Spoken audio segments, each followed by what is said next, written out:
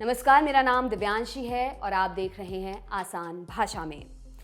सोनाली फोगाट के कथित मर्डर ने सबको हैरत में डाल दिया है। इसी केस में अब चौंकाने वाले खुलासे हुए हैं। पुलिस का बयान सामने आया कि सोनाली को पानी में ड्रग्स मिलाकर दिए गए थे, साथ ही उनके होटल के कमरे से ड्रग्स बरामद भी की गई थी। इस मामले में जब पुलिस ने आरोपी सुधीर पाल से 2 गवाहों के सामने कड़ी पूछताछ की, तब होटल के स्टाफ बॉय से एमडीएमए ड्रग खरीदने की बात सामने आई।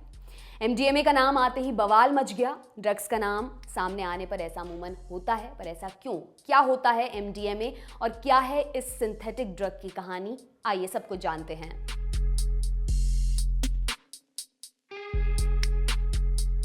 सबसे पहले ड्रग या ड्रग्स का मतलब क्लियर कर लेते हैं। ड्रग्स दवाइयों के लिए इस्तेमाल किए जाने वाला शब्द भी है, मतलब केवल नशे वाली चीजों के लिए ही ड्रग्स का इस्तेमाल नहीं करते हैं।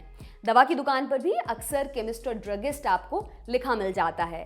अब नशे वाली ड्रग है तो उसको नारकोटिक्स कहा जाएगा, फिर उस हिसाब से बने कायदे कानूनों से उसका वर्गीकरण और उसकी जांच होगी।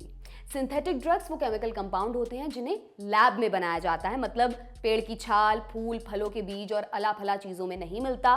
सिंथेटिक इसलिए ही उसको कहते हैं। इन्हें कमर्शियल तौर पर ड्रग निर्माता वैध तरीके से बनाते हैं, लेकिन इन्हीं ड्रग्स को कई बार लैब्स में गैर कानूनी तरीके से बनाकर अवैध बाजारों में बेचा भी जाता है।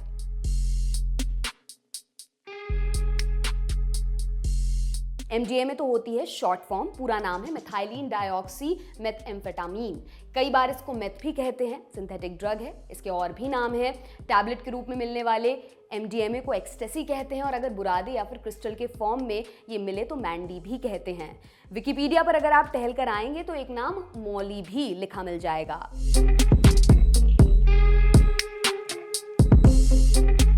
एमडीएमए मूलतः इंसान के मूड, भूख, सेक्सुअल एक्टिविटी और बाकी तमाम जुड़ी चीज़ों पर काम करता है। इसको ऐसे समझिए कि सेरोटोनिन और नॉरएपिनेफ्रिन जैसे मूड से जुड़े जो हार्मोन्स होते हैं उनके साथ ये काम करता है। आनंद आने की जो फीलिंग होती है या जो आत्मविश्वास की फीलिंग होती है, ये उन पर काम करता है। और क्या होता है? हार्ट रेट और ब्लड प्रेशर बढ़ता है। यूफोरिक माने बहुत उत्साहित फील होता है, बेहद भावुक महसूस होता है, ज़्यादा पसीना आता है, फील होता है जैसे समय धीमे कट रहा हो, शरीर में पानी की कमी महसूस होती है, मांसपेशियों में दर्द, दांतों का आपस में रगड़ना और जकड़ना, इसे ब्रक्सिज्म कहते हैं।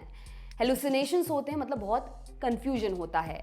और drugs.com की रिपोर्ट की माने तो कुछ समय के लिए व्यक्ति को ये भी लगता है कि उसकी ऊर्जा बहुत ज़्यादा है। क्योंकि ये ड्रग है तो इंसान को सचमुच में फील नहीं होता है, ये दिमाग का छलावा होता है। नशा उतरता है तो और ज़्यादा बुरा फील होता है।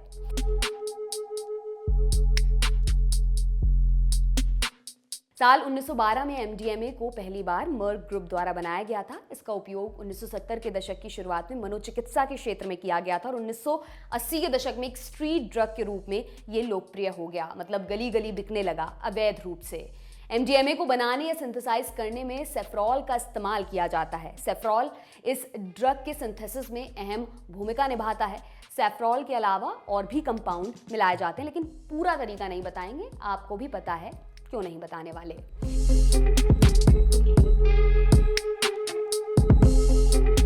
हाँ, इससे मौत हो सकती है और एकदम हो सकती है और कई सारे ऐसे केसेस भी देखे गए हैं जहां लोगों ने जीवन में पहली ही बार इस ड्रग का इस्तेमाल किया और उनकी मौत हो गई। लेकिन इसके और भी दूसरे खतरे हैं। लंबे इस्तेमाल से व्यक्ति को डिप्रेशन, भूलने की बीमारी, बेचैनी, नींद ना आने की बीमारी, लिवर में दिक्कत, चिड़चिड़ापन, हिस्टीरिया भी हो सकता है। व्यक्ति इस पर निर्भर होने लगता है, उसे लगता है कि नहीं लिया तो दिनचर्या का कोई काम करने की स्थिति में वो नहीं होगा। और चूंकि अवैध मार्केट में इसका दाम इतना ज़्यादा है तो कई मामलों में लोग आर्थिक रूप से इस दवा पर इतना निर्भर हो जाते हैं कि पैसे कौड़ी की दिक्कत भी देखी गई है। राम मनोहर लोहिया में प्रोफेसर और साइकेट्रिस्ट डॉक्टर मनीष कंसल ने दी लल्लन टॉप को बताया, एमडीएमए एक सीएनएस स्टिमुलेंट ड्रग है जो रेव पार्टीज में इस्तेमाल किया जाता है। ये एक हैबिट फॉर्मिंग ड्रग होता है जो ह्यूमन नर्वस सिस्टम को नुकसान पहुंचाता है। इसे लेने के बाद इंसान को यूफोरिक, एम्पैथेटिक, बहुत ज़्यादा खुशी, ये सब महसूस होता है। इसके लॉन्ग टर्म यूज से एक व्यक्ति को डिप्रेशन, साइकोसिस जैसी बीमारियां हो सकती हैं।